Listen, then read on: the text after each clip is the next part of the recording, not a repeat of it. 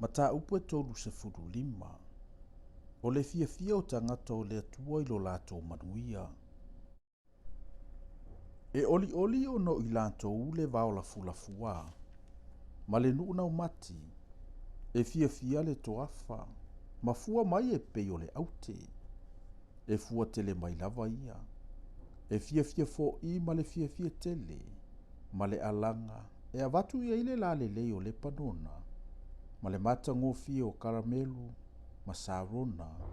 La te va ai le pupulo Yehova. O le mata ngofia o lo tatu watua. Iau tau wha malosi lima wanga ngase. Iau tau wha malosi foi tuli vai wa vai. Whai atu ia ye ua loto vai. Iau tau wha malolosi. Aua tau te fefefe. Wha auta. O lo au tau watua. O le ao mai le taui masui. O le taui lava mai le atua. E a fio mai lava o ia ma whaaola ia te o tau. O na whaapupula ina ai lea mata o e tau aso. E whaalongoa fo italinga o e tutuli. O na uso ai lea o le pipidi e pei o le aila. E pese fo ile laulau whaiva o le ngungu.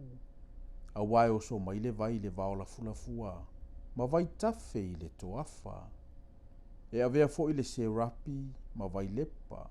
E avea fo ile nuunau mati ma vai puna. O le meno no fuai luko.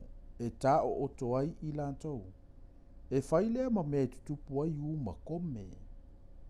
E iai fo i le ala tanu, ma le ala. E ta ua fo i o le ala sa. E leu i atu aise ua leanga. A e whaia mo i lantou lava.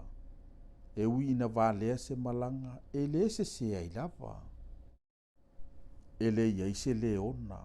E le alua ai fo i se manufe ai. E le iai lava.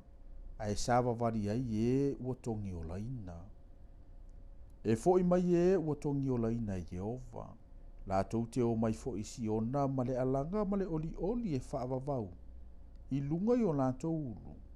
La tau te maua le oli ma le fia. A e sosola e se le whaanoa noa ma le mapu iti ngā.